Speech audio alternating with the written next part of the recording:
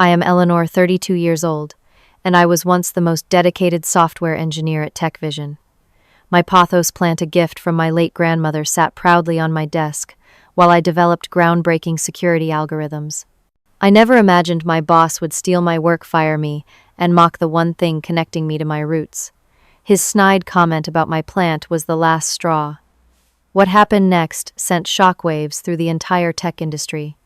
If you are watching this and know what it is like to be underestimated, give this video a like and let me know in the comments where you are watching from. You will not believe how this story ends. I grew up in Boston with a natural affinity for technology. My earliest memories involve taking apart my parents' electronics and reassembling them with improvements. By age 10, I was coding simple games, and by high school, I was building complex applications. My passion led me to earn a PhD in computer science from MIT, where my dissertation on adaptive security protocols caught the attention of several major tech companies. TechVision was the crown jewel of these offers. A prestigious company based in San Francisco, they were working on revolutionary AI security systems designed to protect critical infrastructure. Their headquarters occupied a gleaming glass building in the financial district, with open concept floors filled with the latest technology and amenities to keep employees productive and comfortable. The company culture proudly advertised innovation and meritocracy, claiming that good ideas could come from anywhere in the organization. Brian Parker was my direct supervisor, a man in his 40s with perfect teeth designer suits and the uncanny ability to charm executives while intimidating subordinates. On the surface, he was charismatic and polished, always ready with a firm handshake and winning smile for upper management. Behind closed doors, though, he was manipulative and took credit for his team's accomplishments while deflecting blame for failures. Despite my growing unease about his leadership style, I initially gave him the benefit of the doubt. My work ethic was impeccable. I would arrive at 7:30 a.m., a full hour before most colleagues, and often stayed until 9 or 10 at night. While others headed out for happy hours or rushed home to their families, I remained fueled by passion for solving complex security challenges. My dedication stemmed from genuine love for the work and the belief that what we were creating would make digital spaces safer for everyone. The office dynamics became apparent within my first month. In meetings, my suggestions were often overlooked, until a male colleague repeated them minutes later to enthusiastic reception. Despite being one of the most qualified engineers on the team with specialized expertise in encryption, I had to work twice as hard for half the recognition. Female colleagues shared similar experiences, but most had adopted a resignation to this reality rather than fighting it. My pothos plant was more than just office decoration. My grandmother, who raised me after my parents died in a car accident when I was 12, had nurtured it for years. She was the one who bought me my first computer and encouraged my interest in technology, despite her limited understanding of it. "You have a mind that can build the future," she would tell me. When she passed away during my final year of graduate school, the plant became my most treasured connection to her memory and encouragement. The breakthrough algorithm I was developing focused on quantum-resistant encryption that could adapt to computational threats in real time. Traditional encryption becomes vulnerable when quantum computing advances enough to break current standards, but my approach incorporated a learning component that could evolve its defenses. I kept detailed notes on my personal encrypted server and worked on aspects of it during evenings, careful not to store critical components on company systems until I was ready to present a complete solution. The warning signs appeared gradually. Brian began stopping by my desk more frequently, asking casual questions about my methodologies.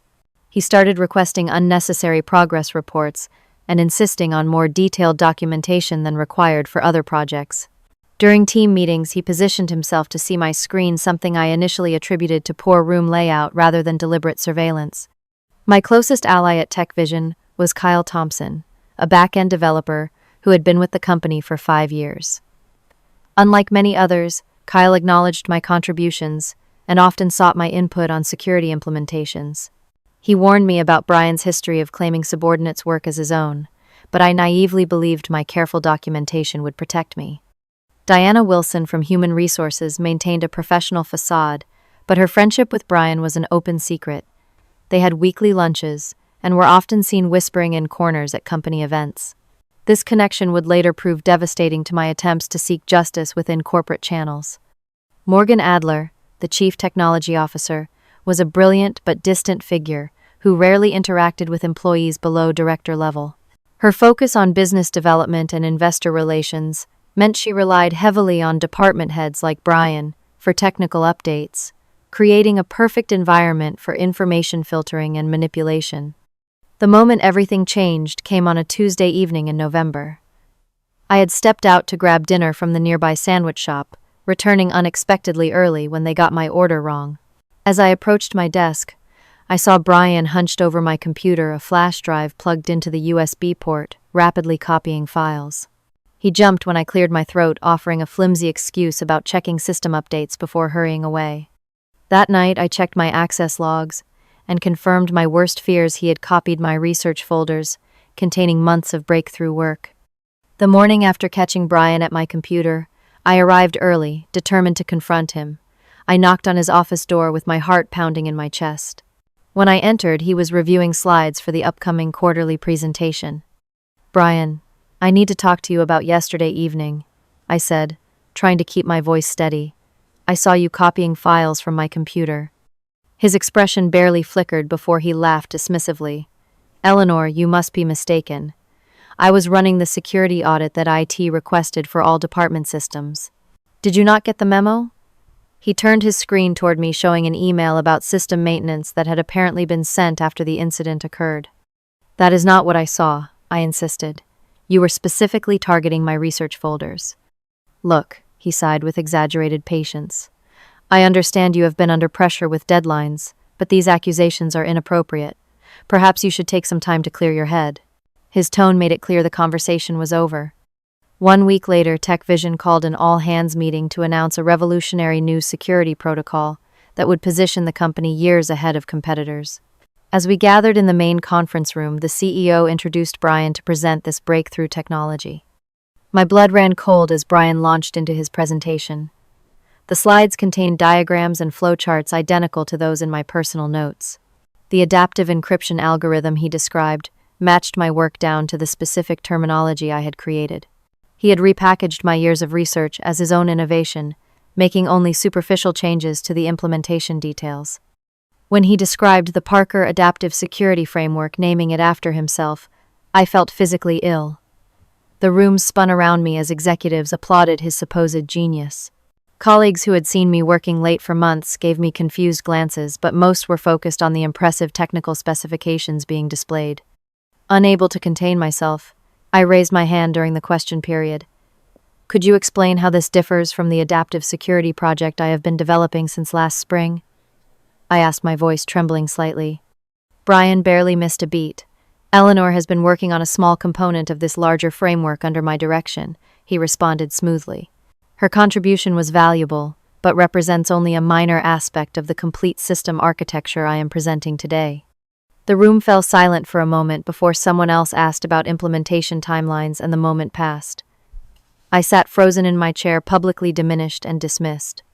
After the meeting, reactions from my colleagues were mixed. Some avoided eye contact, entirely uncomfortable with the obvious tension. Others offered subtle, sympathetic glances but said nothing. A few senior engineers who had seen portions of my early work approached me privately, expressing confusion about the presentation credits. Kyle caught up with me as I headed back to my desk. "That was your work, was not it?" he whispered. "I recognized the schema diagrams from when you showed me your approach last month." Every bit of it, I confirmed, fighting back tears. "He stole all of it." "This is not the first time," Kyle revealed. "You should know he did something similar to Stephanie before she left last year, and to Marcus before that.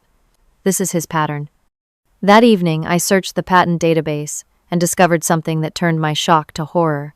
Brian had filed provisional patents for key aspects of my technology, listing himself as the sole inventor. The applications had been submitted just 2 days after I caught him copying my files with priority dates that would make challenging his ownership almost impossible. Over the next few days, I attempted to speak with directors and vice presidents about the situation. Every effort was blocked. Emails went unanswered. Meeting requests were denied. And when I tried to approach the CTO after a department meeting, her assistant intercepted me, saying she was late for another appointment. Brian, meanwhile, began restricting my system access. First, I lost privileges to the main development servers where my project had been stored. Then, my access to technical documentation was limited to need-to-know basics. Finally, my team assignments were changed, moving me from core security development to peripheral testing duties. "We need your expertise elsewhere," Brian explained with a thin smile when I questioned these changes. "Consider it an opportunity to expand your skill set." The message was clear: speak up again and face more consequences. That night I resolved to methodically document everything. If Brian thought I would surrender my life's work without a fight, he had severely underestimated my determination. I began keeping meticulous records of every aspect of my work. I saved emails, took screenshots of code commits with timestamps, and maintained a detailed journal of conversations and meetings. Each night I backed up these records to my personal encrypted storage, creating an undeniable paper trail of my contributions. Brian responded by making my professional life increasingly difficult. Suddenly, every task came with impossible deadlines. Projects that would normally require 2 weeks were expected in 2 days. My code reviews became exercises in nitpicking, with Brian rejecting commits for trivial formatting issues, while approving substandard work from others without comment. The stress began affecting my health. I developed insomnia, often lying awake until 3 a.m., replaying conversations and planning my next moves. My anxiety manifested in physical symptoms: tension, headaches, upset stomach, and a persistent eye twitch. I lost 8 pounds in 3 weeks, simply because I could not eat when my stomach was constantly knotted with dread. During this period, I discovered more of my innovations appearing in company products. A specific authentication method I had designed appeared in our client portal update. A unique data validation approach I had created was implemented in the mobile application. None of these implementations credited me in any way. Brian grew bolder in his campaign against me. In team meetings, he began making offhand comments about the importance of reliable team players while looking pointedly in my direction. When junior developers sought my assistance with security implementations, he redirected them to other engineers, claiming I was too busy with basic assignments to mentor properly. Soon, rumors about my performance began circulating. Colleagues who had previously sought my expertise started avoiding me. I overheard whispers about attitude problems and inability to handle pressure. The isolation was calculated and effective, making it increasingly difficult to find allies within the company. After 6 weeks of this treatment, I received a calendar invitation for a meeting with Diana from HR. The subject line simply read, "Performance Discussion." When I arrived, Brian was already seated beside Diana, both wearing expressions of professional concern that did not reach their eyes. "Eleanor, we have received several reports about difficulties with your work quality and collaboration skills." Diana began referencing a folder that she kept closed on the table. "Brian has documented numerous instances where projects were completed late or below standard." "That is completely false," I protested, pulling out my own documentation. "I can show you that every assignment was completed on or ahead of schedule despite the unreasonable timeframes. The only rejections were for minor stylistic issues that are not applied to other team members." Diana glanced at Brian, who shook his head slightly. "Your perception of events differs significantly from objective observations," she responded, pushing my evidence aside without reviewing it. "At this point, we are issuing a formal performance improvement plan." The document they presented contained vague allegations and impossible metrics for improvement. It was not designed to help me succeed, but to create a paper trail justifying eventual termination. I recognized the tactic but signed the document, knowing refusal would only accelerate the process. After the meeting, I locked myself in a bathroom stall and finally allowed the tears to come. As I tried to muffle my sobs, I heard someone enter the bathroom and pause outside my stall. "Honey, whatever they did to you in there, it is not worth your tears," came a gentle voice. It belonged to Maria, the night shift janitor, who often exchanged friendly greetings with me during my late work sessions. I emerged from the stall, embarrassed by my red eyes and tear-stained face. Maria handed me a paper towel and leaned against the sink. "I have cleaned these offices for 22 years, she said. "And I have seen your type before. The ones who care too much, who work too hard, who believe in fairness. This place will eat that hope alive if you let it." "What am I supposed to do?" I asked. "They stole my work. Years of research." Maria studied me thoughtfully. "My father had a saying, when someone steals your bread, you do not starve arguing about the theft. You find a new way to eat." She patted my shoulder. "Whatever you created once, you still have. Up here." She tapped her temple. and that is something no one can take from you."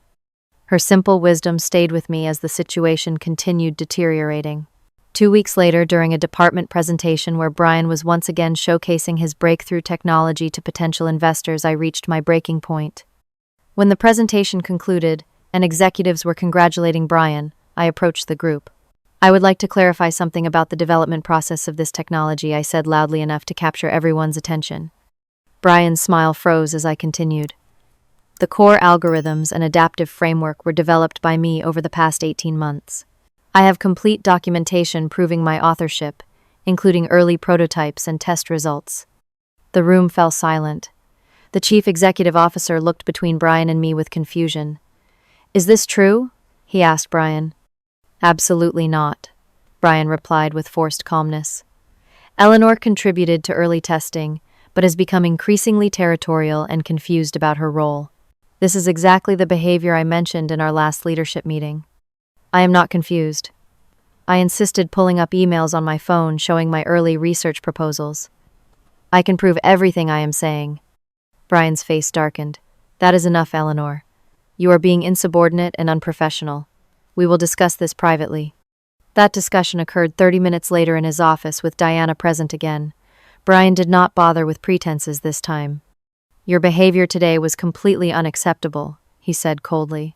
"You have repeatedly failed to meet performance standards, created a hostile work environment with false accusations, and now publicly undermined company leadership during an investor presentation. We have no choice but to terminate your employment effective immediately," Diana added, sliding a separation agreement across the table.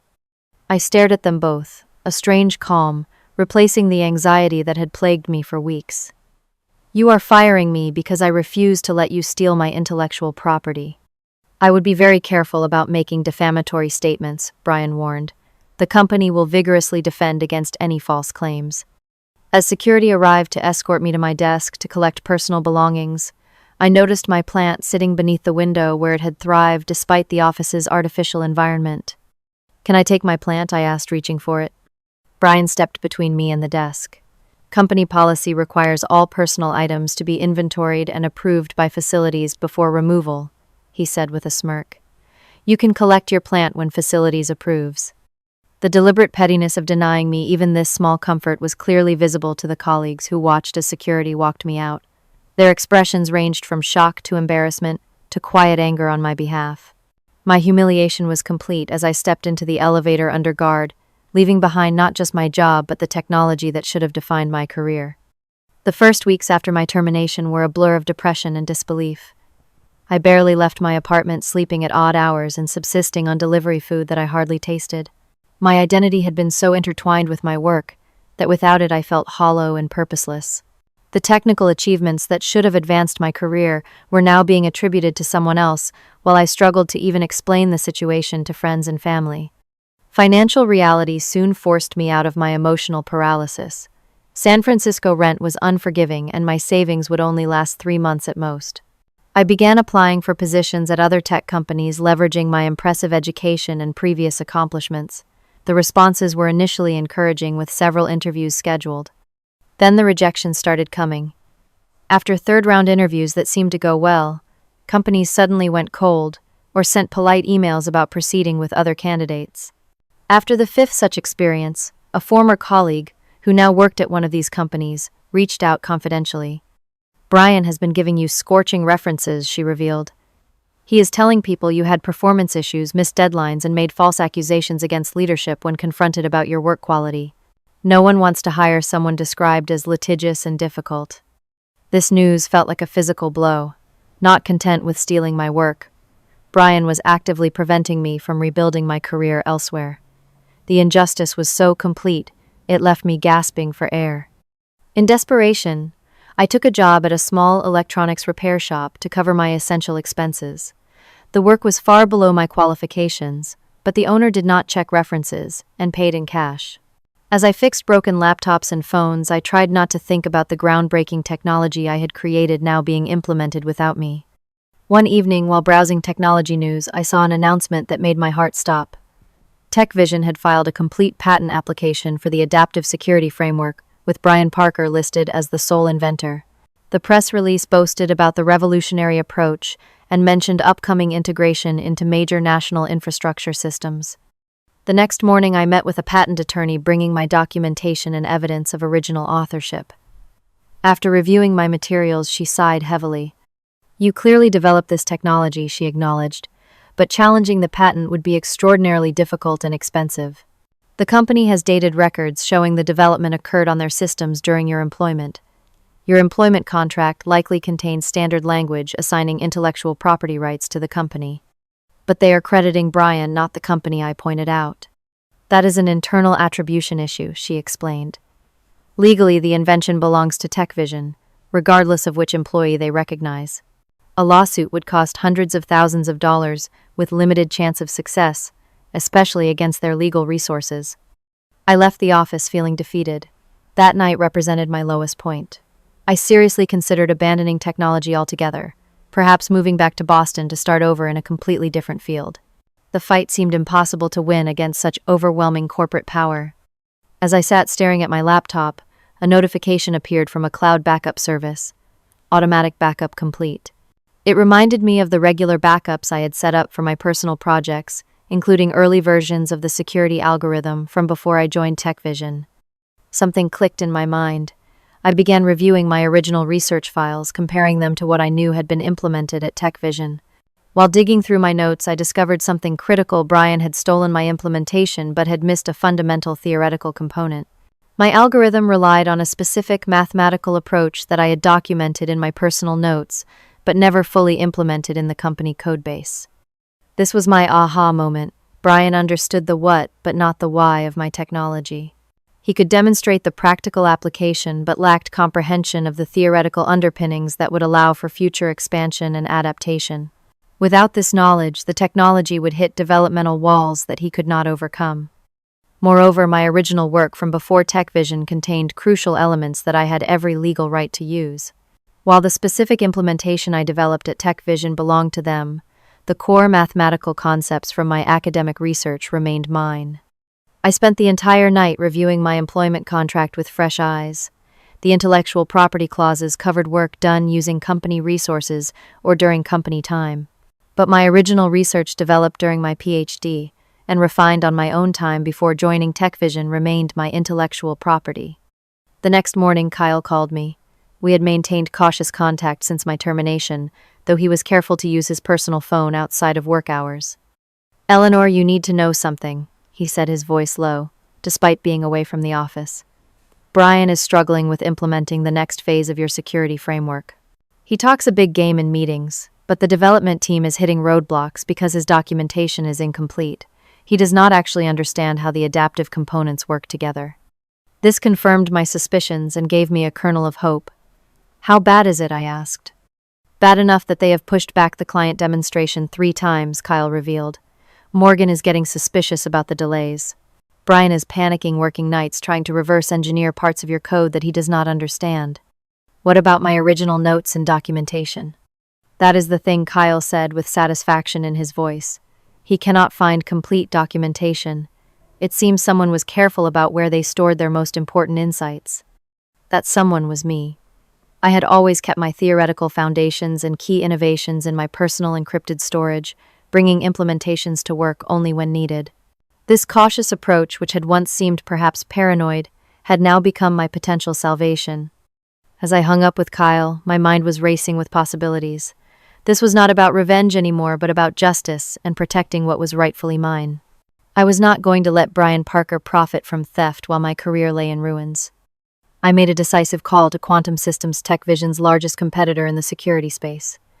"I need to speak with your head of research and development," I told the receptionist. "I have a technology proposal they will want to hear." The Quantum Systems headquarters occupied a converted warehouse in Oakland, less polished than TechVision's gleaming tower, but humming with creative energy. I arrived for my meeting dressed in my most professional outfit, carrying a laptop with carefully selected demonstrations of my work. Judith Franklin, Quantum's Director of Innovation, greeted me with a firm handshake. At 50-something with silver-streaked hair and penetrating eyes, she had a reputation for spotting breakthrough technologies early. "Your message mentioned adaptive security protocols," she said, leading me to a conference room. That is a crowded field lately, especially with TechVision's announcements. Their announcements are based on my work, I replied calmly. But what I am offering you is not available to them or anyone else. For the next 2 hours, I explained my approach carefully, revealing enough to demonstrate value while protecting key components. I showed proof of my original research predating my TechVision employment and explained the theoretical foundations that made my approach unique. The mathematical model that enables true adaptive learning in the security framework was developed during my doctoral research, I explained. What TechVision has is an implementation without the core theoretical understanding that allows for expansion beyond basic applications. Judith's questions were sharp and technical, probing for weaknesses. I answered each one confidently, occasionally demonstrating concepts with simple code examples that revealed my intimate understanding of the technology. "Why come to us?" she asked finally. "Why not develop this independently or sell to one of the startups that would give you equity?" "Because I need significant resources for proper implementation, and because I want this technology to matter," I answered honestly. A startup would take years to gain traction. TechVision will struggle with limitations they do not understand. Quantum has the infrastructure to implement this correctly and quickly. Judith studied me for a long moment before nodding. "Our legal team will need to verify your ownership claims thoroughly. If everything checks out, what are you proposing?" "Exclusive licensing of my mathematical model and theoretical framework," I said. "You get implementation rights and market advantage. I get proper credit as the inventor and a fair licensing fee." "And TechVision gets a valuable lesson in due diligence," I replied with a slight smile. Over the next week, Quantum's legal team pored over my documentation and ownership evidence. They verified my academic paper's early prototypes, and the crucial fact that my theoretical framework was developed independently before my TechVision employment. The intellectual property lawyer assigned to my case, Daniel Hoffman, was initially skeptical, but became increasingly convinced of my position. "Your employment contract has standard IP assignment clauses," he confirmed during our third meeting, "but they specifically cover work done during employment using company resources. Your fundamental mathematical approach was clearly developed prior to joining TechVision with documented evidence through your university records and personal development logs." "So I retain ownership rights to that core intellectual property?" I asked. "Yes," he nodded. "They own specific implementations you developed while employed there, but not the underlying theoretical framework. It is like they bought the house you built on their land, but you still own the architectural plans." With legal clearance, negotiations moved quickly. Quantum Systems offered $3 million for exclusive licensing rights to my technology, plus ongoing royalties, and a formal role as a technical consultant. The press release would name me as the primary inventor and architect of the framework.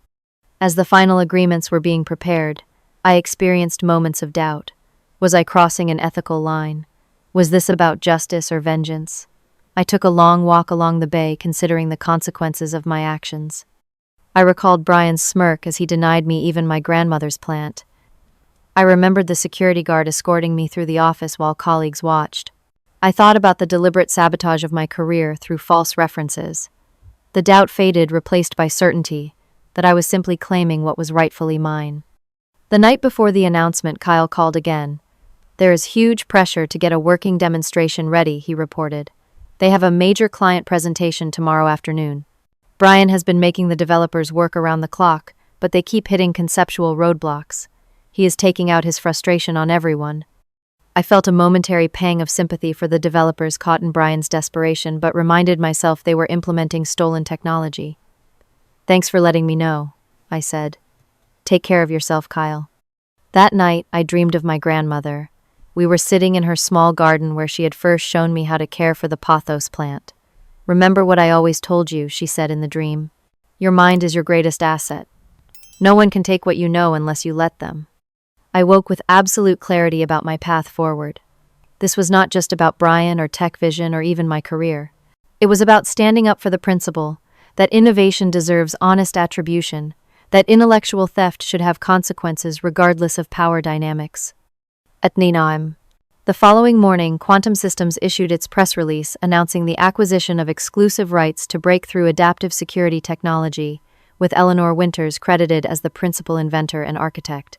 The release specifically mentioned applications for critical infrastructure that TechVision had been targeting with their own announcements.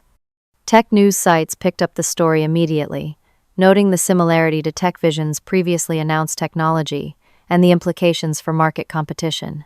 TechVision's stock dropped 7% within the first hour of trading as investors questioned whether their technological advantage had been overstated. The chaos that followed the press release exceeded even my expectations. Technology blogs and industry publications ran comparisons between Quantum's newly acquired security framework and TechVision's previous announcements, noting the striking similarities and Quantum's claims of more advanced theoretical foundations. Kyle called me just after lunch, barely containing his excitement. "You will not believe what is happening here," he whispered clearly, hiding in a bathroom or stairwell to make the call. Morgan stormed into Brian's office 10 minutes after the press release. The entire floor could hear her screaming. "Why did our main competitor just issue a press release about acquiring the exclusive rights to our core technology? And why is your name on the patent, instead of the company's?" I could picture the scene perfectly. Morgan Adler's typically composed face contorted with fury, Brian's smug confidence crumbling under actual accountability. "What did he say?" I asked. "He tried claiming it must be different technology, with similar applications," Kyle reported. But then Morgan pulled up side-by-side comparisons that the tech blogs are already running. "The terminology is identical in places, Eleanor. He literally copied your naming conventions." Within an hour, my phone began ringing with unfamiliar numbers. I let them go to voicemail listening, as executives from TechVision left increasingly urgent messages, requesting that I contact them regarding a potential misunderstanding about intellectual property rights. By late afternoon, TechVision's legal department had sent a cease and desist letter to both me and Quantum Systems claiming ownership of the technology and threatening immediate legal action. Quantum's legal team responded with a detailed breakdown of the intellectual property boundaries, attaching evidence of my prior development work and theoretical foundations. The client demonstration that TechVision had scheduled was hastily canceled, cited as rescheduled due to technical refinements in progress. Industry insiders recognized this as damage control. 3 days after the announcement, I received a call from Morgan Adler herself. Her tone was carefully neutral, a stark contrast to the shouting Kyle had described. "Miss Winters, I believe we need to discuss the current situation in person," she said. "Would you be willing to meet at our offices tomorrow?" "I would prefer a neutral location," I replied, "and I will need my legal representation present." She agreed immediately, suggesting a conference room at a downtown law firm that neither of our companies used. The swift accommodation told me everything about their desperation. The next morning, I arrived with Daniel Hoffman from Quantum's legal team. TechVision had sent Morgan their chief legal officer, and notably not Brian Parker. His absence spoke volumes. "Let me be direct," Morgan began after minimal pleasantries. "We believe there has been a significant misunderstanding regarding the ownership of certain technologies. TechVision has documented evidence that the security framework was developed using company resources during your employment." Daniel slid a folder across the table. "My client has extensive documentation proving the core mathematical model and theoretical approach were developed prior to her employment at TechVision. While specific implementations created during her employment may belong to TechVision, the fundamental intellectual property was licensed legally to Quantum Systems." Morgan reviewed the materials, her expression unchanging but her knuckles whitening as she gripped the pages. The documentation was irrefutable academic papers, dated prototypes and development logs, showing the evolution of my ideas years before joining TechVision. "There appears to be some merit to your position," she conceded finally. "However, there remains the question of how closely the licensed technology overlaps with TechVision's proprietary implementations." "That is an excellent question," I interjected. "One that might be clarified by examining how Brian Parker came to be listed as the inventor of technology he cannot fully explain or implement." Morgan's eyes narrowed. "What exactly are you implying?" "I am not implying anything. I am stating directly that Brian Parker copied my research without understanding. It claimed credit for my innovation, and then fired me when I objected to the theft. I have evidence of unauthorized access to my files, witnesses to my original development work, and documentation of the retaliatory actions taken against me." The meeting shifted from there, with TechVision's representatives requesting a brief recess to confer privately. When they returned, their approach had changed completely. We would like to propose a resolution that recognizes your contributions while protecting TechVision's market position, the legal officer suggested. Over the next 2 hours, we negotiated terms. TechVision would acknowledge me as the original inventor in their patent applications, pay damages for the improper termination, and provide corrective references to companies that had received negative information about me. In exchange, I would grant them non-exclusive implementation rights for specific market segments that would not conflict with Quantum's exclusive areas. What they really wanted, of course, was confidentiality and damage control. They needed to prevent a public scandal about intellectual property theft by a senior manager, especially with government contracts pending. Before I agree to anything, I said, as the terms were being finalized, I want 2 additional conditions. First, an investigation into whether other employees have had their work appropriated without credit. Second, I want my plant returned today. Morgan actually smiled slightly at the second request. The plant can certainly be arranged immediately. As for the investigation, we would need to structure that carefully to protect all parties' privacy. All parties, except Brian Parker, I clarified. His actions need to be examined specifically and thoroughly. She nodded after a moment. That can be accommodated. The settlement was signed the following week, after careful review by my attorneys. Within days, TechVision announced an organizational restructuring in which Brian Parker would be pursuing opportunities outside the company. The press release included a brief acknowledgement of my contributions to their security technology, carefully worded to save face while satisfying my requirements for recognition. Kyle reported that after the settlement, but before the announcement, Brian was escorted from the building by security, his face ashen as he carried a cardboard box of personal items. The symmetry of his exit mirroring my own brought a sense of cosmic balance, though I took no joy in another person's humiliation, even his. The investigation revealed that 3 other former employees had experienced similar theft of their work.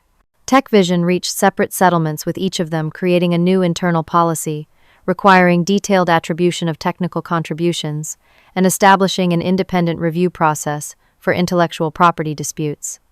The day after the settlement was finalized, I returned to TechVision one last time. The security guard at the front desk, recognizing me, called upstairs and then handed me a visitor badge without comment. Diana from HR met me in the lobby, her formerly dismissive attitude replaced with uncomfortable deference. "Your plant is in your former workspace," she said. "I can escort you there." As we walked through the open office, former colleagues nodded or waved tentatively. Some seemed genuinely pleased to see me, while others averted their eyes, perhaps embarrassed by their silence during my ordeal. My grandmother's pothos plant sat on my old desk, surprisingly healthy despite weeks of neglect. New leaves had unfurled in my absence, the vibrant green a testament to resilience. I gathered it carefully, noticing a small card propped against the pot. "We kept it watered," the note read in Kyle's handwriting. "Some things deserve care regardless of politics." Cradling the plant, I walked out of TechVision for the final time, not as someone escorted in disgrace, but as a vindicated innovator who had reclaimed her rightful recognition. The plant, like my career, had not just survived, but found new growth through adversity. The months following the settlement brought a gradual rebuilding of both my professional confidence and personal well-being. The financial security from the Quantum Systems deal allowed me time to process the emotional trauma of having my work stolen and my reputation attacked. I began seeing a therapist who specialized in workplace trauma, gradually working through the anger and betrayal that had consumed me. With my professional reputation restored, I received multiple job offers from tech companies eager to benefit from both my technical expertise and the positive publicity surrounding my story. Instead of accepting any of them, I made a different choice. Using part of my settlement and licensing money, I founded Authentic Innovation Consulting, a firm specializing in ethical technology development and proper attribution practices. My company established strict policies ensuring every contributor received appropriate credit for their work. We implemented transparent documentation systems that created immutable records of innovation pathways. Most importantly, we cultivated a culture where collaboration enhanced individual recognition rather than obscuring it. "Innovation thrives in sunlight" became our company motto, reflecting my belief that secrecy and theft ultimately stifle the very creativity they attempt to capture. I began mentoring young women, entering the tech industry, sharing not just technical knowledge, but strategies for protecting their intellectual contributions. These sessions often included practical advice I wished someone had given me: document everything, maintain independent records, and never assume organizational systems will automatically protect individual contributions. Your mind is your greatest asset, I would tell them, echoing my grandmother's wisdom. But your evidence is your greatest protection. My relationship with former TechVision colleagues evolved in unexpected ways. Many reached out after leaving the company, some apologizing for not speaking up during my ordeal, others seeking advice for their own situations. Kyle eventually joined my consulting firm, bringing valuable insights into organizational dynamics that complemented my technical focus. The most meaningful reconciliation came from Maria, the janitor whose simple wisdom had helped me during my lowest moment. She contacted me after seeing a feature about my new company in a local business magazine. "I told you they could not take what was in your head," she reminded me when we met for coffee. "But I never doubted you would find a way to prove it to the world." My grandmother's plant flourished in my new office, growing so vigorously that I began propagating cuttings to share with employees and clients. Each new plant carried forward both the personal connection to my roots and the symbolic reminder of resilience. What had once been a painful reminder of loss became a living testimony to growth after adversity. The technology industry gradually took notice of my story and its implications. I was invited to speak at conferences about intellectual property ethics and the importance of proper attribution in collaborative environments. Rather than focusing on my personal experience, I used these platforms to advocate for systemic changes in how innovation is recognized and rewarded. Several major tech companies implemented attribution frameworks inspired by my recommendations, creating more transparent systems for documenting individual contributions to team projects. These changes did not eliminate all instances of intellectual theft, but they established better protections and clearer recourse for those affected. The most significant industry recognition came 18 months after my departure from TechVision, when I received the Innovation Integrity Award from the National Technology Ethics Board. The award acknowledged not just my technical contributions but my courage in standing up for proper attribution principles. In my acceptance speech, I reflected on the difference between revenge and justice. Revenge seeks to inflict equivalent pain, I told the audience. Justice seeks to restore proper balance. My goal was never to destroy but to correct, to ensure that innovation is credited to its true sources so that creativity continues to flourish. The security framework that began this journey has since been implemented in critical systems worldwide, protecting infrastructure with its adaptive approach to emerging threats. My name appears on all related patents and academic citations, a permanent record of authorship that cannot be erased or appropriated. Looking back, I recognize that the theft of my work painful, as it was forced me to claim my achievements with a boldness I might otherwise have lacked. The experience transformed me from someone who created quietly in the background to a vocal advocate for recognition and ethical innovation practices. The journey from betrayal to vindication taught me that true innovation requires not just technical brilliance, but integrity and courage. In a world where ideas are the most valuable currency, protecting the proper attribution of those ideas is essential not just for individual careers, but for the advancement of knowledge itself. My story resonated because it reflected experiences many have faced in silence. The messages I receive daily from others who have found the courage to stand up for their contributions remind me that individual actions can catalyze systemic change when they align with fundamental principles of fairness and truth. As my consulting practice grows and my advocacy work expands, I remain grounded by the simple pathos plant that witnessed both my greatest professional betrayal and my most significant triumph. Its continuous growth from a single cutting mirrors how one person standing firmly for what is right can create ripples of positive change throughout an entire industry. Have you ever had your work or ideas taken without proper credit? How did you handle the situation? I would love to hear your stories in the comments below. Remember that sharing these experiences not only helps others feel less alone, but contributes to creating more ethical workplaces for everyone. If this story resonated with you, please like, subscribe, and share it with someone who might need to hear that standing up for yourself is both possible and necessary. Thank you for listening, and remember, your ideas deserve proper recognition always.